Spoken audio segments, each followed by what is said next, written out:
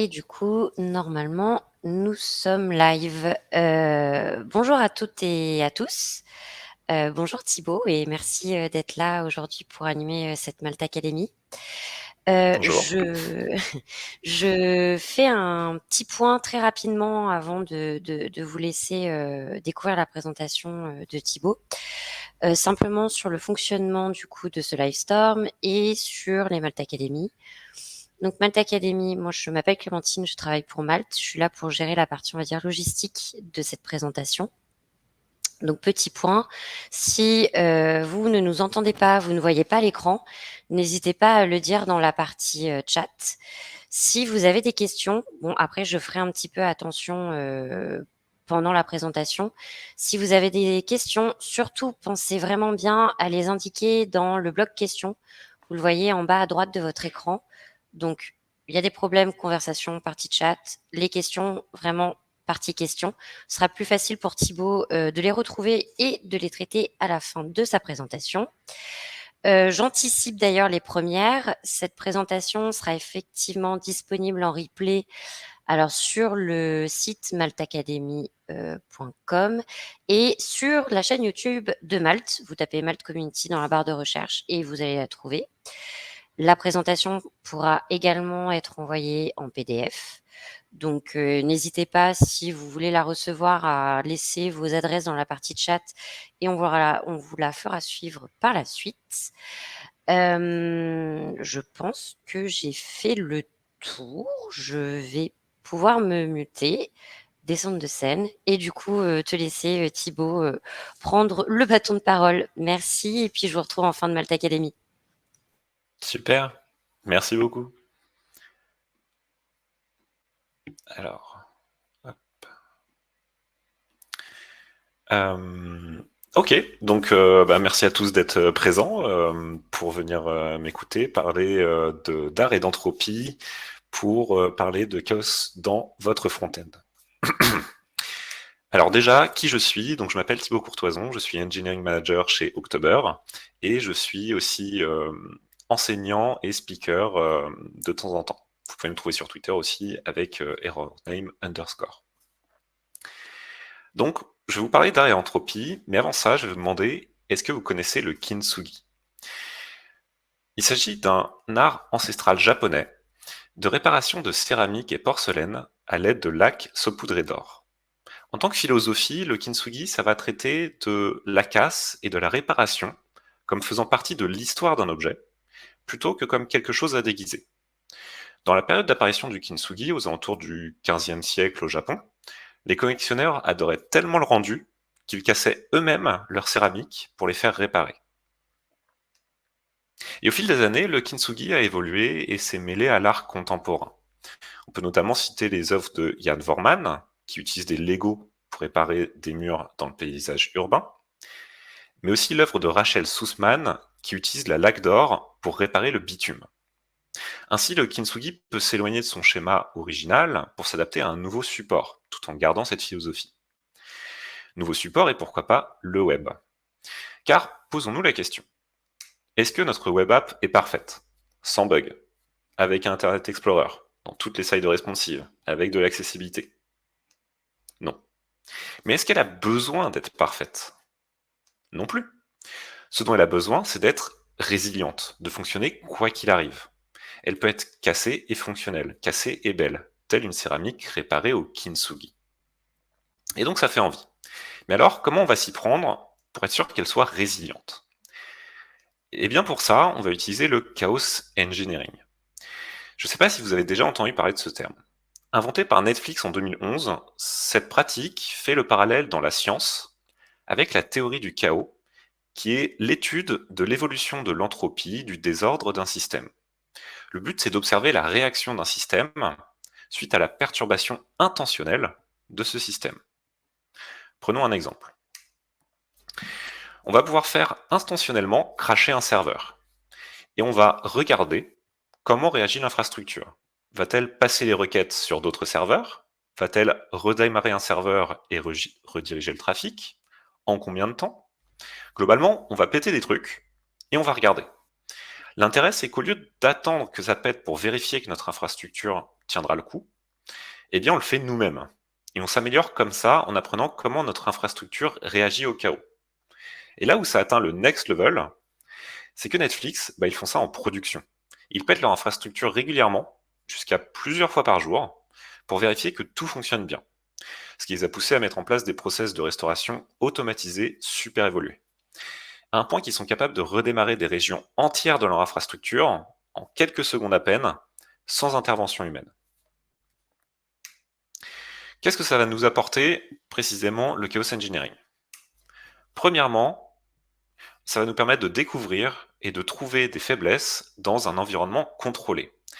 Contrôlé parce que vu que c'est nous qui avons intentionnellement fait cracher un serveur, par exemple, eh bien on sait précisément quel serveur on doit relancer pour revenir à l'état normal de notre écosystème, de notre infrastructure. Ensuite, on a la compréhension augmentée des interdépendances des composants de notre système. Et pour ça, je vais vous donner un exemple qu'on a eu chez October. On a chez October un petit serveur qui fait deux, trois petites choses. Ça va nous permettre donc de générer des PDF, mais aussi faire de la GeoIP. Donc la GeoIP, c'est de la géolocalisation par adresse IP. C'est-à-dire qu'on va donner une adresse IP et le serveur va pouvoir nous dire cette adresse IP, elle vient de France, ou alors cette adresse IP, elle vient de Chine, ou elle vient de Corée du Nord. Et si jamais ça vient de Corée du Nord, on va se poser des questions. Et justement, donc, on utilise ce système de GeoIP à la connexion de nos utilisateurs, car on va vouloir, d'un point de vue sécurité, vérifier que si nos utilisateurs, tous les jours, ils se connectent depuis la France, et qu'un jour, ils se connectent depuis la Corée du Nord, peut-être qu'il se passe quelque chose d'étrange. Donc ça, c'est comment fonctionne notre système. Sauf qu'un jour, ce serveur-là, il ne fonctionnait plus. Ce qui fait que tous nos utilisateurs qui essayaient de se connecter, quand on essayait d'appeler la GeoIP sur ce serveur-là, on n'avait pas de réponse. Et c'est quelque chose qu'on n'avait pas pris en compte, dans le sens où on avait testé unitairement nos deux systèmes, notre système de connexion, notre système de GeoIP. On avait testé qu'est-ce qui se passe si notre système répond la bonne information, qu'est-ce qui se passe si notre système renvoie une erreur 500, une erreur 400, mais on n'avait pas testé qu'est-ce qui se passe si notre serveur ne répond pas. Et donc, quand le serveur est tombé, pendant un certain temps, nos utilisateurs ne pouvaient même plus se connecter à la plateforme parce qu'on avait pas mis en place de timeout sur nos requêtes HTTP vers la GeoIP, et donc, on a fait cracher notre serveur comme ça. Et donc ça, c'est quelque chose qu'on aurait pu découvrir grâce à du chaos engineering, où tout simplement, on aurait fait cracher notre serveur et on aurait testé qu'est-ce qui se passe. Autre chose que nous apporte le chaos engineering, ça va être la confiance dans la capacité de notre système à subir des conditions réalistes. C'est-à-dire que quand vous allez construire vos systèmes, vous allez partir du principe déjà que il va fonctionner, c'est quand même mieux, mais on va aussi vouloir réfléchir qu'est-ce qui se passe si jamais il y a un problème. Et le souci, c'est que on peut toujours faire de la théorie, de se dire mais qu'est-ce qui se passe si ce serveur-là il nous répond une mauvaise information, ou qu'est-ce qui se passe si, etc. Sauf que au fond de nous, on aura toujours cette petite boule au ventre qui va nous dire ouais mais et si jamais ça arrive, est-ce que vraiment ça va bien fonctionner, ou est-ce qu'il y a un problème? Eh bien, le chaos engineering, il va nous donner confiance dans le sens où, vu qu'on va intentionnellement le faire cracher, de préférence un jour en semaine, et plutôt que le week-end, on va vérifier que toute notre théorie s'applique bien en pratique. Et donc, ça va vraiment nous aider à avoir confiance en notre système et partir en week-end de manière sereine. Enfin, ça va aussi nous forcer à mettre en place des implémentations de Disaster Recovery Protocol, donc des protocoles de restauration post-désastre. Parce que oui, si nous-mêmes, on commence à faire des expériences pour péter notre infrastructure, avant ça, on va quand même se poser la question, tiens, j'ai bien fait un backup récemment de nos données, ou ce genre de choses. Et donc, ça nous force à mettre en place ces protocoles-là, ce qui fait que si jamais un jour un désastre arrive, on sera prêt. Voilà tout ce que nous apporte le Chaos Engineering. Le truc, c'est que donc, dans toutes les ressources qui existent sur le sujet du Chaos Engineering, que ce soit les talks, les livres, la documentation, ça ne parle que d'infrastructure. Du coup, je me suis posé la question, et pourquoi on pourrait pas appliquer cette fois-ci au front-end? Car vous avez beau avoir une infrastructure ultra résiliente, des load balancers dans tous les sens, de la redondance, etc., etc. Si votre front-end est buggé, l'utilisateur il s'en fiche, toute son expérience sur votre application sera négative. Comme je vous ai dit, il n'existe pas de ressources sur le sujet du Chaos Engineering appliquées au front-end. Il n'existe pas non plus d'outils ou de toolbox tout en un pour le faire. Ce qui vient donc, dans la suite de ce talk, est expérimental. On va voir ensemble jusqu'où on va pouvoir pousser le concept de prendre la théorie du Chaos Engineering et l'appliquer au front-end. Déjà, on va reprendre les bases du Chaos Engineering. Ça s'applique en 4 étapes. Première étape, on va définir l'état nominal de notre système. L'état nominal de notre système, dans l'exemple de Netflix, ça va être notre utilisateur va se connecter à la plateforme. Notre utilisateur va pouvoir regarder le dernier épisode de The Witcher. On va ensuite émettre une hypothèse de continuité de l'état nominal durant l'expérience. Donc l'état nominal, ça va être l'utilisateur va pouvoir continuer de se connecter à la plateforme, l'utilisateur va pouvoir continuer de regarder le dernier épisode de The Witcher. On utilisera 2 groupes, un groupe témoin sur lequel on ne va rien faire et un groupe testé sur lequel on va appliquer notre expérience de Chaos Engineering. On va ensuite créer intentionnellement une perturbation reproduisant un événement réel, par exemple un serveur qui crache. Et enfin, on va comparer les états de nos 2 groupes, groupe témoin, groupe testé, et on va essayer de réfuter l'hypothèse émise plus tôt. C'est-à-dire qu'on va essayer de prouver que, à cause de notre expérience de faire crasher un serveur, eh bien, nos utilisateurs n'arrivaient plus à se connecter à la plateforme ou n'arrivaient plus à à regarder le dernier épisode de The Witcher. Et donc, on aurait pu, grâce à cette expérience de Chaos Engineering, mettre en lumière un problème dans notre infrastructure. Pour les étapes 1, 2 et 4, ça change pas trop du Chaos Engineering classique. Et donc, je vais plutôt vous parler de l'étape 3 et de comment on va pouvoir créer des perturbations, cette fois-ci dans le front-end. Zone de perturbation. Première zone de perturbation qu'on va pouvoir trouver, assez classique, ça va être sur les requêtes HTTP. Donc ça, on va pouvoir, dans le monde réel, le voir sur des réseaux 3G qui sont lents, une Wi-Fi instable, un CDN qui ne répond pas. Et on va le voir facilement par des réponses HTTP qui sont très lentes à arriver sur notre système, ou même pas de réponse du tout. Et le problème de ça, c'est que ça va impacter fortement l'utilisation de notre application. Prenons un exemple avec GitHub. Ici, on a donc notre application GitHub sur le repository React de Facebook, et on va se poser la question déjà, quelles sont toutes les requêtes qu'ils utilisent pour afficher cette application. On va pouvoir voir qu'il existe énormément de requêtes pour récupérer des images, du script, du style, etc. Et on va même voir un truc assez intéressant, c'est que GitHub utilise un site qui s'appelle githubassets.com pour réutiliser l'intégralité de leur style et de leur JavaScript. Et on va se poser la question, qu'est-ce qui se passe si jamais le CDN de GitHub ne répondait plus? On va pouvoir tester ça assez facilement en local, en faisant clic droit et bloc, alors, oui, c'est ça, clic droit, bloc request domain. Et en faisant ça, je vais bloquer toutes les requêtes vers github.githubassets.com. Que va-t-il se passer? Est-ce que sans JavaScript, on va afficher une page blanche ou est-ce qu'ils auront prévu quelque chose? On rafraîchit. Voilà ce qu'on voit. On voit, première chose, c'est pas très joli. Mais on va repérer quelque chose d'autre assez intéressant.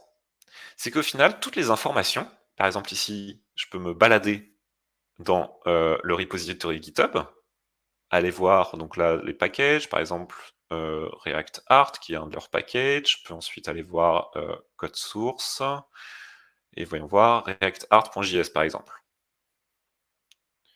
Et je vais pouvoir trouver le code source. Et donc, l'application GitHub, même si jamais il y a un problème sur leur CDN, continuera de fonctionner. Et donc, elle est résiliente. Elle fonctionne quoi qu'il arrive. Alors, évidemment, c'est pas joli. Petite amélioration qu'ils pourraient faire, c'est avoir, par exemple, une centaine de lignes CSS, de règles CSS dans leur head, dans leur HTML, ce qui leur permettrait de pouvoir afficher une sorte de style minimum pour s'assurer que si jamais leur CDN ne fonctionne pas, ça afficherait quand même des beaux carrés. Mais ça reste quand même très intéressant ce qu'ils ont réussi à faire pour se rendre résilients. Revenons ici. Donc là, on a vu un exemple de perturbation. On va vouloir voir comment faire pour créer ces perturbations nous-mêmes dans des expériences de chaos engineering. Pour ça, on va pouvoir proxifier XHR et Fetch, qui sont deux API natives de JavaScript, et on va manuellement ralentir ou mettre en erreur ces requêtes HTTP. Donc voici à quoi ça peut ressembler. On commence par avoir première ligne, on va récupérer la méthode fetch originale, et on va la remplacer, window.fetch, par une chance sur deux de faire un délai de plusieurs secondes sur notre fetch original, ou même une chance sur 100, par exemple, de mettre en erreur notre requête. Et donc ainsi, on va pouvoir, en injectant ce code dans notre application, rajouter du chaos, dans le sens où on va tester qu'est-ce qui se passe si nos requêtes sont très longues à répondre. Est-ce qu'on a des petits loaders pour préciser que l'information est longue à répondre, mais qu'elle arrive? Ou alors, est-ce que on a aussi des processus en place qui font que si jamais une requête fail, on va par exemple réessayer la requête un petit peu plus tard, ou alors on va afficher un beau message d'erreur à notre utilisateur, etc., etc. Donc ça, c'était la première zone de perturbation qu'on peut faire pour du chaos engineering en front-end. Deuxième zone, ça va être la localization. Celle-là, c'est un peu ma préférée en perturbation. La localization, on va la retrouver, par exemple, dans les langages qui se lisent de droite à gauche. On va aussi la retrouver sur des langages qu'on appelle verbeux. On va pouvoir tester, est-ce que nos applications sont capables de gérer autre chose? Parce que souvent, quand on est développeur, on va développer en anglais ou seulement en français. Et on va pas tester, est-ce que ça fonctionne bien avec les autres langages? Et quel problème on va pouvoir voir? Par exemple, ici, on a un bouton très sympa, Click Me. C'est un petit bouton sympa avec le design de l'application Duolingo. Mais qu'est-ce qui se passe si jamais ce bouton-là, on le met dans un autre langage? Par exemple, le turc. Et bien là, on peut se rendre compte que notre bouton, qui affiche maintenant Click Me en turc, Fatcheti Click Penmin, je crois, eh bien, notre bouton n'affiche mal le texte. Pourquoi? Parce qu'en fait, ce bouton-là, il va avoir une taille prédéfinie pour afficher le texte, et si jamais le texte est plus grand, eh bien, ça s'affiche mal. Et donc, on va vouloir, cette fois-ci, tester sur notre application comment faire pour vérifier est-ce que tous nos boutons, toute notre interface est capable de gérer du texte de taille variable. Pour revenir sur la notion de langage verbeux, j'ai voulu tester chez October à quel point les langages avaient des différences les uns par rapport aux autres. Pour ça, j'ai analysé tous nos textes dans tous les langages sur lesquels on est présent. Donc October, on est présent dans 5 pays, plus on a ajouté l'anglais. Et je vais comparer avec l'anglais quel est le ratio de verbosité par rapport à l'anglais. Par exemple, en néerlandais, le ratio est de 1,10. C'est-à-dire que si jamais il y avait du texte qui fait 100 caractères en anglais, eh bien en néerlandais, il faudrait en moyenne 10% de caractères supplémentaires pour l'écrire. Donc il faudrait 110 caractères pour écrire la même chose. En espagnol, ce sera 1.12, donc il faudrait 12 caractères supplémentaires pour un texte de 100 caractères en anglais, en moyenne évidemment. En italien, ça va être 1.13, en français 1.16 et en allemand 1.19.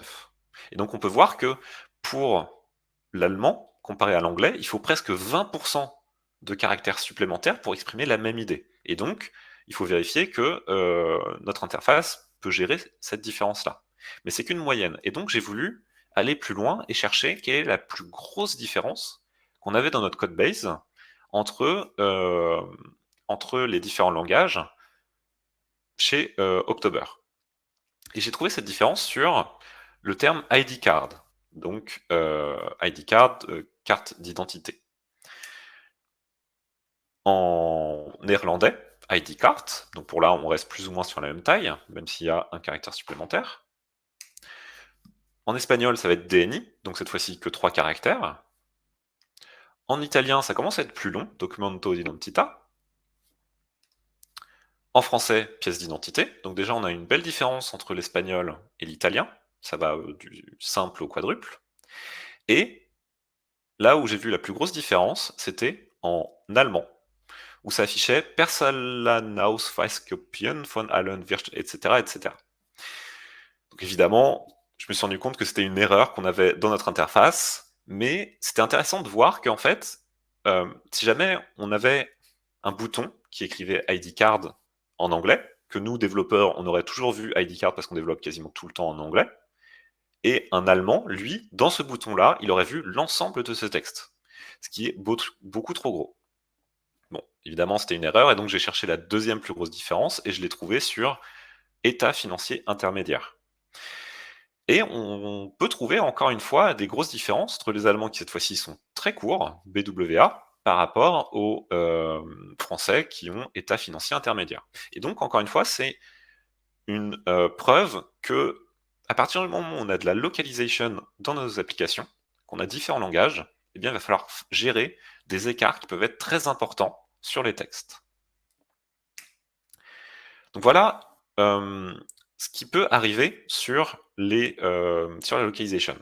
Et maintenant, on va pouvoir se poser la question comment perturber intentionnellement, dans le cadre d'une expérience de chaos engineering, la localisation de nos applications. Pour ça, on va utiliser ce qui s'appelle la pseudo-localization. La pseudo-localization, c'est quelque chose qui a été mis en place par un ancien de chez Netflix, qui l'a ensuite mis en place chez Spotify, et qui va en fait avoir comme but de rajouter des caractères dans l'ensemble des textes de nos applications.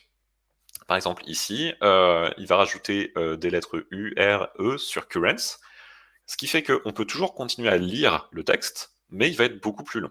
Il va aussi rajouter ce qui s'appelle des diacritiques, donc tout ce qui est accent, cédille, etc. On en a quelques-uns en français, mais on peut en avoir beaucoup plus dans certaines langues. En turc, je crois qu'il y en a pas mal.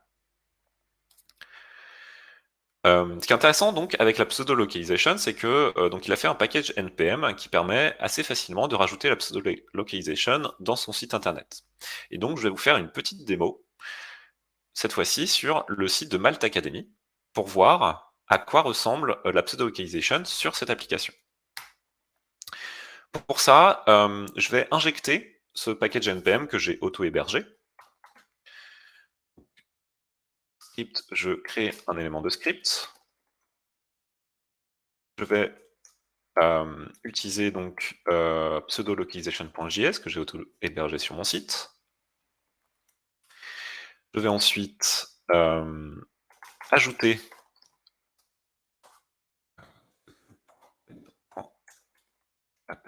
voilà. Je vais ajouter donc cette balise script sur mon document, ce qui fait que j'ai maintenant accès sur la variable globale window à pseudo-localization, sur lequel je vais pouvoir faire start et stop.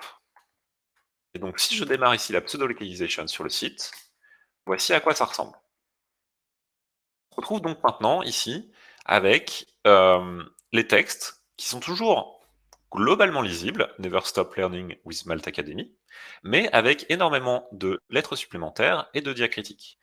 Et on va pouvoir regarder certaines choses et voir est-ce que le design de cette application a bien pris en compte les textes plus gros. Et on peut remarquer, par exemple, certaines choses. Ici, on va voir que la barre verte ou bleue ne s'affiche pas. On va voir ici que le texte passe derrière l'image de Philippe Charrière. Et donc, on peut se rendre compte que cette application n'a pas forcément été prévue pour avoir plus de 3 lignes dans le titre des talks. Et donc ça, c'est quelque chose qu'on repère assez facilement. Ici, on peut se rendre compte aussi que si jamais il y a beaucoup de texte, le texte passe l'un au-dessus de l'autre, etc., etc.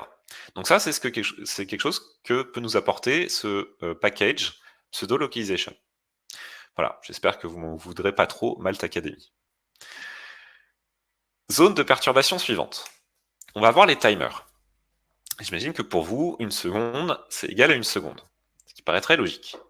Et pourtant, ce qu'il faut savoir, c'est que dans les navigateurs, les timers, qu'on va retrouver par exemple sur les set timeout ou cet intervalle pour faire exécuter une action après un certain délai ou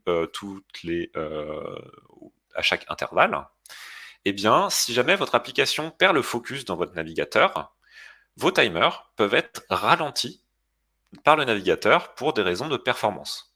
Et donc, si vous avez par exemple une application qui part du principe que une action est exécutée toutes les 15 secondes sur votre application, même si donc votre utilisateur est sur une autre application, sur un autre onglet de votre navigateur, eh bien, ça ne va pas fonctionner. Il va y avoir des erreurs. Et donc, il faut s'assurer que vous ayez en place des mécanismes qui se resynchronisent en fonction du temps réel. Comment on va faire pour introduire cette perturbation manuellement? Eh bien, on va pouvoir le faire avec ce qu'on a fait un peu comme tout à l'heure avec Fetch et XHR, mais cette fois-ci, on va proxifier cette timeout et cet intervalle pour rajouter ou enlever du délai.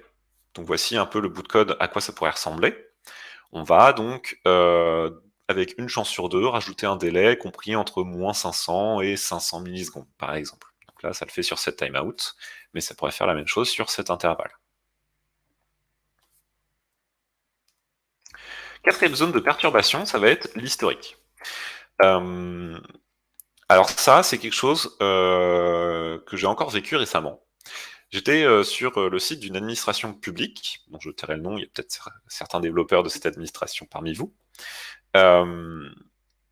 J'avais un formulaire où je devais rentrer plein d'informations pour déclarer certaines choses. Et déjà, j'ai passé bien 20-30 minutes à trouver toutes les informations qu'il fallait, les numéros, les chiffres, etc. Et puis, j'ai pas fait gaffe et je me suis trompé et je suis revenu sur la page précédente. Et comme vous l'imaginez, eh bien, quand je suis revenu sur la page suivante pour retrouver le formulaire, toutes les informations que j'avais passé énormément de temps à remplir, eh bien, j'avais tout perdu.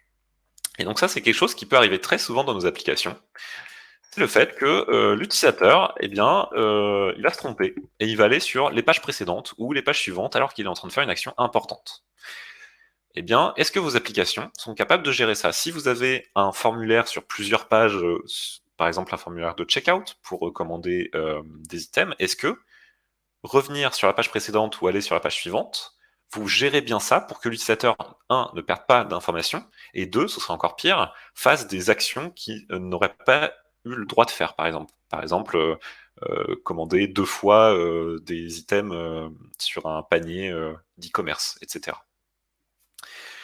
Eh bien ça, on va aussi vouloir perturber de manière intentionnelle avec du chaos engineering pour tester la résilience de notre application face à ce genre de choses. Et pour ça, de manière très chaotique, on va, de manière aléatoire, forcer notre utilisateur à aller sur la page précédente et la page suivante. Donc là, on va dire que toutes les minutes, il a une chance sur 100 de revenir sur la page précédente ou la page suivante. Et bien avec ça, je vais pouvoir vous assurer que votre application va détecter tous les endroits non résilients sur l'historique de votre navigateur, de votre application. Je vais vous parler encore de 3 petites zones de perturbation. Premièrement, ça va être les double-clics. Toujours sur les formulaires, qu'est-ce qui se passe si votre utilisateur, au lieu de faire un clic sur Submit pour envoyer les informations de votre formulaire, il va cliquer 2 fois très très vite. Qu'est-ce qui se passe? Est-ce que ça va déclencher 2 fois le formulaire et donc faire 2 actions alors qu'il aurait dû le faire qu'une seule fois? Ou est-ce que bien, ça va être bien géré, vous cliquez une première fois, puis le bouton est disabled et ça fonctionnera. Eh bien pour ça, on va, toujours dans notre expérience de chaos engineering, ajouter un petit bout de code qui est vraiment sympa. Ce qu'il va faire, c'est que on va se connecter au clic de nos utilisateurs, et à chaque fois qu'il va y avoir un clic sur notre application, eh bien on va simuler un second clic sur le même endroit à 100 millisecondes de délai. Et donc avec ça veut dire que tous les clics de votre utilisateur seront maintenant des doubles clics sur votre application. Et encore une fois, je peux vous assurer que vous trouverez très rapidement si jamais il y a certains boutons qui n'auraient pas dû, qui auraient dû gérer ce double clic. L'accessibilité. L'accessibilité, toujours quelque chose de très important. Un des aspects d'accessibilité qu'on va pouvoir traiter, ça va être, par exemple, transformer notre application en noir et blanc. Que se passe-t-il si notre application il n'avait plus de couleur dessus? Pour ça, on va pouvoir le tester facilement en rajoutant une seule règle CSS, filter, grayscale 100%. Et je vais vous faire une petite démo sur, cette fois-ci, encore une fois, le site de Malte. On va aller donc voir nos éléments, on va aller sur HTML et on va rajouter donc filter grayscale 1, qui est l'équivalent de grayscale 100%. Notre application maintenant est en noir et blanc. On va se balader dedans et on va vouloir vérifier est-ce que tout fonctionne bien. Je ne sais pas si vous vous rappeliez, mais il y avait un code couleur sur les Malte Academy qui arrivent. Si c'était en vert, ça veut dire que c'était Advanced. Si c'était en bleu, je crois que c'était de l'initiation, un talk d'initiation. Ce qui est intéressant, c'est que on a ici perdu ce code couleur. On pourrait donc se dire, ah tiens, c'est compliqué pour nos utilisateurs de savoir est-ce que c'est de l'initiation ou est-ce que c'est Advanced. Mais ce qui est intéressant, c'est que cette fois-ci, Malte Academy a bien prévu le coup. C'est-à-dire que, en plus d'avoir ce code couleur, il y a le texte, le label, ainsi qu'un logo, qui ont été réécrits en plus de ce code couleur, pour que si jamais une personne, par exemple daltonienne qui ne peut pas voir les couleurs, arrivait sur le site, serait capable quand même de différencier les talks d'initiation et les talks advanced. Enfin, dernière zone de perturbation, ça va être par exemple les viewports. On pourrait imaginer forcer nos utilisateurs à être sur un viewport mobile ou tablette pour s'assurer que notre application elle ne fonctionne pas que sur ordinateur avec pile l'écran qu'ont nos développeurs. Donc voilà pour différentes zones de perturbation que je vous ai montrées. Et maintenant, j'imagine que vous êtes arrivé au point où vous êtes un peu comme ça, en mode ok, c'est sympa, il nous a montré des zones de perturbation, mais maintenant, comment je fais pour les utiliser? Comment je fais pour les mettre en place sur mon application? Eh bien, vous inquiétez pas, pour ça, je vais vous présenter Chaos Frontend Toolkit. Donc ça, c'est quelque chose que j'ai mis en place à la suite de mon talk, parce qu'on m'avait justement remonté le fait que je présentais des trucs sympas, mais qu'en fait, c'était un peu compliqué à mettre en place. Et donc, j'ai créé une extension navigateur et aussi une librairie NPM qui permet justement d'utiliser toutes ces expérimentations sur notre application. Et je vais vous faire une petite démo ici. Après l'avoir installée, donc vous pouvez la trouver en tapant Chaos Frontend Toolkit. Vous tomberez sur donc ce petit site qui explique à quoi ça sert, et vous pourrez le télécharger sur Chrome, Firefox et Edge. Une fois que vous l'aurez installé, quand vous ouvrirez vos DevTools, vous trouverez un petit onglet qui s'appelle Chaos. Et cet onglet-là, en fait, il va réexpliquer un peu ce dont je parle dans ce talk, avec les différentes zones de perturbation, network, localization, timer, etc. Et vous allez pouvoir les activer à l'aide d'un seul clic, les différentes expérimentations. Par exemple, ici, black and white. En un seul clic, je viens de rendre mon site noir et blanc. Je vais pouvoir, par exemple, aussi rajouter la pseudo-localization. Hop, en un seul clic, je rajoute la pseudo-localization.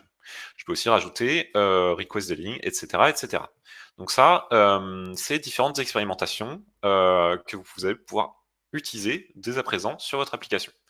Donc cette extension navigateur et cette librairie NPM sont open sourcées, donc si ça vous intéresse, vous pouvez aller les voir, voire même l'améliorer si ça vous intéresse.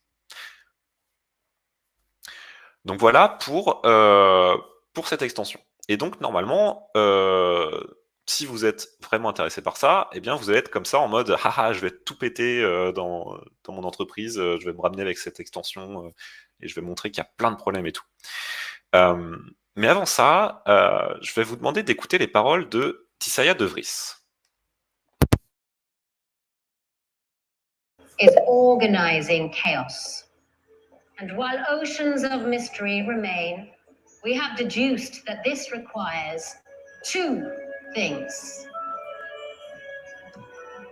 balance and control. Without them, chaos will kill you. Et effectivement, comme le dit très bien Tissaia De Vries de la série The Witcher, que je vous encourage à regarder, la magie consiste à organiser le chaos. Et cela demande deux choses: balance et contrôle. Sans ça, le chaos vous tuera. Premièrement, contrôle. Il ne faut pas oublier que le chaos engineering, c'est une méthode d'expérimentation. Il faut mettre en place des délimitations à cette expérience, sur un système donné et un temps donné, en respectant les 4 étapes: état nominal, hypothèse, perturbation, comparaison. Et enfin, balance. Le chaos du chaos engineering doit être suffisamment présent pour tester la résilience du système. Mais il ne doit pas trop être présent, car il peut perturber les utilisateurs. Et on arrive là à ce que je pense est la limite du chaos engineering appliqué au front-end. Dans les expériences de chaos engineering menées par Netflix en production, les perturbations sont quasi invisibles aux utilisateurs, car tout se passe en back, dans l'infrastructure. Mais en front, l'utilisateur sera forcément impacté par les perturbations que j'ai citées plus tôt. Je pense qu'il est donc très difficile, voire impossible, de les mettre en place en production. Dans le meilleur des cas, cela pourrait être appliqué aux environnements de test, staging et de développement. Mais vu que le chaos engineering appliqué au front-end, ça n'a jamais été fait, pourquoi ne pas être précurseur et voir ce qu'on peut en faire? Appliquons la philosophie du kintsugi. Traitons la casse et la réparation de notre application comme faisant partie de l'histoire de cette application, plutôt que comme quelque chose à déguiser. C'est la fin de cette présentation. Merci de m'avoir écouté.